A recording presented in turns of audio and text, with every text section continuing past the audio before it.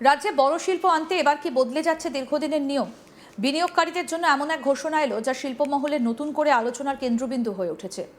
100 কোটি টাকার বেশি বিনিয়োগ করলেই আর স্থানীয় পঞ্চায়েত, পুরসভা, কর্পোরেশন বা জেলা পরিষদের অনুমতির প্রয়োজন হবে না।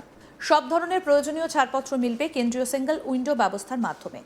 ডানকুনিতে লাক্স কোজির নতুন ইউনিটের শিলান্যাস মঞ্চ থেকে এই বড় ঘোষণা করলেন মুখ্যমন্ত্রী শুভেন্দু অধিকারী। শুধু শিল্প নয়, একই সঙ্গে কর্মসংস্থান এবং স্বনির্ভরতার রূপরেখাও তুলে ধরেন তিনি। ডানকুনির সভামঞ্চ থেকে মুখ্যমন্ত্রী বলেন 100 কোটি টাকার বেশি বিনিয়োগকারীদের আর স্থানীয় প্রশাসনিক স্তরে অনুমতির জন্য ঘুরতে হবে না। তার দাবি, এতদিন শিল্প স্থাপনের ক্ষেত্রে সব থেকে বেশি জটিলতা, দাদাগিরি এবং হেনস্থার অভিযোগ উঠত স্থানীয় স্তর থেকে। সেই সমস্যার অবসান ঘটাতেই নতুন ব্যবস্থা চালু করা হচ্ছে। এখন থেকে WBITDC, পরিবেশ দফতর এবং ভূমি দফতর সেন্ট্রালি সিঙ্গল উইন্ডো সিস্টেমের মাধ্যমে প্রয়োজনীয় NOC এবং লাইসেন্স দেবে। এতে শিল্প স্থাপনের গতি যেমন বাড়বে, তেমনি বিনিয়োগকারীদের সময়ও বাঁচবে বলেই দাবি তার। শুধু শিল্প স্থাপন নয়, কর্মসংস্থান নিয়েও এদিন বিস্তারিত পরিকল্পনার কথা জানান মুখ্যমন্ত্রী। তিনি বলেন, রাজ্যে 2 কোটিরও বেশি শিক্ষিত বেকার রয়েছেন। পাশাপাশি প্রায় 1 কোটি পরিযায়ী শ্রমিক এখনও ভিন রাজ্যে কাজ করেন। এই বাস্তব পরিস্থিতিতে শুধু সরকারি চাকরির ওপর নির্ভর করে সমস্যার সমাধান সম্ভব নয়। তাই সরকার 3টে স্তরে কর্মসংস্থানের পরিকল্পনা নিয়েছে। কি বলেছেন মুখ্যমন্ত্রী শুভেন্দু অধিকারী, শুনব।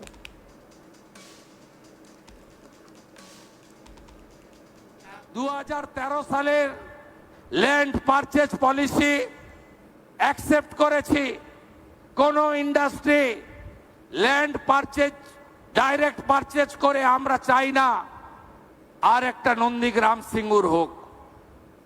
আমরা ডাইরেক্ট ল্যান্ড পারচেজ পলিসি চালু করেছি, যে পলিসি দিয়ে আমরা BSF কে বর্ডারে ল্যান্ড দিচ্ছি, রেলকে জমি কিনে দিচ্ছি, NH কে জমি কিনে দিচ্ছি, নতুন এয়ারপোর্টের জমি কিনে দিচ্ছি। একইভাবে প্রাইভেট ইন্ডাস্ট্রিয়ালিস্ট যারা এই রাজ্যে বিনিয়োগ করতে চান, ল্যান্ড কোনো সমস্যা হবে না। আমরা ডাইরেক্ট ল্যান্ড পারচেজ স্কিমে আমরা আপনাদের ল্যান্ড পারচেজ করে হ্যান্ডওভার করব। ল্যান্ড সিলিং পলিসি একদম চেঞ্জ করে দেব। আর শুনে রাখুন আপনারা, 100 কোটি টাকার বেশি যারা ইনভেস্ট করবেন, কোন পঞ্চায়েত, পুরসভা, কর্পোরেশন, জেলা পরিষদ, পঞ্চায়েত সমিতি থেকে পারমিশন নিতে হবে না। যত গন্ডগোল ওইখানে, যত দাদাগিরি ওইখানে, যত হ্যারাসমেন্ট ওইখানে, যারা 100 কোটি টাকার বেশি ইনভেস্ট করবেন তাদের সেন্ট্রালি সিঙ্গল উইন্ডো সিস্টেমে WBITDC, environment department, land department আপনাদের NOC লাইসেন্স দেবে। আপনারা এখানে ইনভেস্ট করুন। প্রথমত, আগামী কয়েক মাসের মধ্যে মেধার ভিত্তিতে 1 লক্ষ সরকারি চাকরি দেওয়া হবে বলে ঘোষণা করেন মুখ্যমন্ত্রী। দ্বিতীয়ত, বড় শিল্পে নতুন বিনিয়োগ, কারখানা সম্প্রসারণ এবং সেই শিল্পকে ঘিরে গড়ে ওঠা অনুসারী শিল্পের মাধ্যমে বিপুল প্রত্যক্ষ এবং পরোক্ষ কর্মসংস্থান তৈরি হবে বলে তার আশা। শিল্প বাড়লে শুধু একটা কারখানাতেই নয়, পরিবহন, সরবরাহ, পরিষেবা সহ একাধিক ক্ষেত্রেও নতুন কাজের সুযোগ তৈরি হবে বলে জানান তিনি। তৃতীয় পরিকল্পনা হিসেবে যুব সমাজকে উদ্যোক্তা হিসেবে গড়ে তোলার কথা বলেন মুখ্যমন্ত্রী। তার বক্তব্য, অনেক তরুণ তরুণী চাকরির বদলে নিজের ব্যবসা শুরু করতে চান। সেই লক্ষ্যেই সরকার কম সুদের ঋণের ব্যবস্থা করবে এবং প্রয়োজন হলে সরকার নিজেই গ্যারান্টার হিসেবে পাশে থাকবে। ঋণ নিয়ে ব্যবসা শুরু করে সফল উদ্যোক্তা হবার সুযোগ তৈরি করাই সরকারের লক্ষ্য বলে জানান তিনি। তার কথায়, শুধু আর্থিক সহায়তা নয়, নতুন প্রজন্মকে ব্যবসার মাধ্যমে স্বনির্ভর করে তোলার পরিকল্পনাও নেওয়া হয়েছে। এদিন উচ্চশিক্ষা নিয়েও আশাবাদী ছবি তুলে ধরেছেন মুখ্যমন্ত্রী। তার দাবি, গত বছরের তুলনায় এবছর কলেজ এবং বিশ্ববিদ্যালয়ে ভর্তির সংখ্যা উল্লেখযোগ্যভাবে বেড়েছে। আগে বহু পরিবার মনে করত উচ্চশিক্ষা নিয়েও চাকরির নিশ্চয়তা নেই, কিন্তু এখন সেই মানসিকতার পরিবর্তন হচ্ছে। অভিভাবকদের মধ্যে বিশ্বাস তৈরি হয়েছে যে উচ্চশিক্ষা ভবিষ্যতে কর্মসংস্থানের পথ খুলে দিতে পারে। সেই আস্থা থেকেই বেশি সংখ্যক ছাত্রছাত্রী উচ্চশিক্ষায় ভর্তি হচ্ছেন বলে দাবি করেছেন মুখ্যমন্ত্রী। শিল্পে বিনিয়োগ, সরকারি নিয়োগ এবং নতুন উদ্যোক্তা তৈরির এই ত্রিস্তরীয় পরিকল্পনার মাধ্যমে রাজ্যের কর্মসংস্থানের নতুন দিগন্ত খুলবে বলেই আশা তার।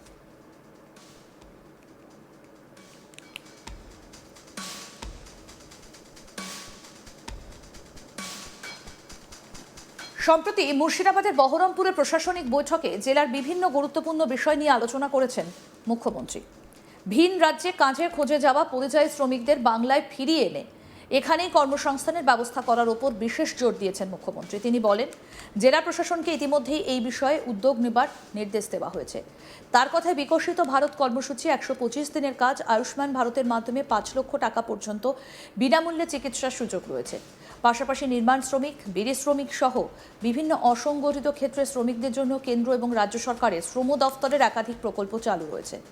এই সমস্ত প্রকল্পের সুবিধে মানুষের কাছে পৌঁছে দিতে প্রশাসনকে আরও সক্রিয় হবার নির্দেশ দেন তিনি। এরপরই একটা প্রান্তিক পরিবারের সম্ভাব্য মাসিক আয়ের হিসেব তুলে ধরেন মুখ্যমন্ত্রী। তিনি জানান, প্রশাসনের তরফে হিসেব করে দেখা হয়েছে, একটা যোগ্য পরিবার যদি পিএম কিষাণ সম্মান নিধি, অন্নপূর্ণা যোজনা, বার্ধক্য ভাতা এবং 125 দিনের কাজের মতো বিভিন্ন প্রকল্পের সুবিধা একসঙ্গে পায়, তাহলে প্রতি মাসে 15 থেকে 18,000 টাকা পর্যন্ত আর্থিক সহায়তা পেতে পারে। এর পাশাপাশি প্রধানমন্ত্রী অন্ন সুরক্ষা যোজনার মাধ্যমে বিনামূল্যে রেশন এবং আয়ুষ্মান ভারতের অধীনে ফ্রি স্বাস্থ্য পরিষেবার সুবিধাও পাওয়া যাবে। ফলে একটা প্রান্তিক পরিবারের দৈনন্দিন খরচের বড় অংশই সরকারি সহায়তার মেটানো সম্ভব বলে দাবি করেন তিনি। কি বলেছেন শুনব।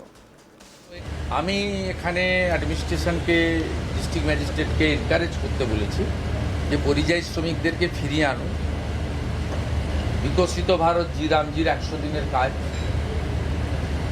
এবং অন্যান্য যে সোশ্যাল বেনিফিটগুলো রয়েছে তার সঙ্গে আয়ুষ্মান ভারতের 5 লাখ টাকা পর্যন্ত ফ্রি চিকিৎসা, এর সঙ্গে নির্মাণ কর্মী থেকে শুরু করে বিড়ি শ্রমিকদের জন্য ভারত সরকার, পশ্চিমবঙ্গ সরকারের লেবার ডিপার্টমেন্টের যে প্রজেক্ট, সব মিলিয়ে আমরা হিসাব করে দেখেছি একটা পরিবার 15,000 টাকা মাসে বিভিন্ন স্কিম থেকে, পিএম কিষাণ সম্মান নিধি বলুন, কৃষক বন্ধু বলুন, অন্নপূর্ণা যোজনা বলুন, বার্ধক্য ভাতাও 500 টাকা বাড়ানো হচ্ছে, 125 দিনের কাজের ক্ষেত্রে unskill 300, semi skill 450, high skill 600, সব মিলিয়ে একটা পরিবার 15-18,000 টাকা প্রান্তিক পরিবার তারা পেতে পারেন। সঙ্গে প্রধানমন্ত্রী অন্ন সুরক্ষা যোজনার রেশন আর আয়ুষ্মান ভারতের ফ্রি হেলথ সার্ভিস, এই বিষয়গুলো আমরা এখানে বলেছি। এখানে ব্যাপক দুর্নীতি হয়েছে।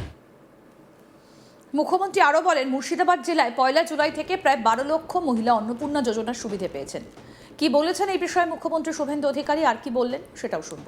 এই জেলাতে ডেভেলপমেন্টের বিভিন্ন স্কিম রিভিউ করলাম এবং বেশ কিছু জিনিস তাদেরকে বললাম। এই 2 মাস খুব একটা বেশি সময় নয়, এর মধ্যে আমরা গঙ্গা ভাঙন নিয়ে মালদা এবং মুর্শিদাবাদের জন্য 3,600 কোটি টাকার একটা প্রপোজাল, যার 50% দেবে ভারত সরকার, 50% দেবে রাজ্য সরকার, প্রপোজাল পাঠিয়েছে। যার মধ্যে ফারাক্কা থেকে একদম ভগবানগোলা, লালগোলা এই স্ট্রেচে মুর্শিদাবাদই ম্যাক্সিমাম রয়েছে, 2500 কোটি টাকা। আরও আপডেট পেতে দেখতে থাকুন আজ তাক বাংলা, সাবস্ক্রাইব করুন।